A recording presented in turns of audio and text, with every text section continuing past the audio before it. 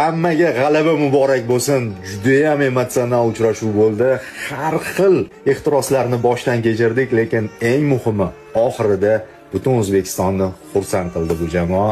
Tabriklaymiz. Tarixiy g'alaba, aynan jarayon bu uchrashuvning qadrini oshirib yubordi deyishimiz mumkin.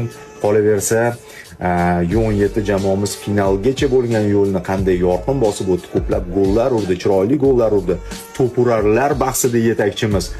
Eng zo'r darvozabon bizda, eng zo'r futbolchi bizda. Xullas, butun jamoa o'zining eng yorqin jihatlarini namoyish etdi. Finalda esa iroda bilan, ishonch bilan ustunlikni qo'lga oldi. Bunaqasi bo'lmagan ochig'i, ayniqsa finalda. Tabriklaymiz hammani, samimiy. Darvozabonimiz Rustamjonov yomon qildi, lekin oxirida o'yinga chiroyli tarzda nuqta qo'yib berdi.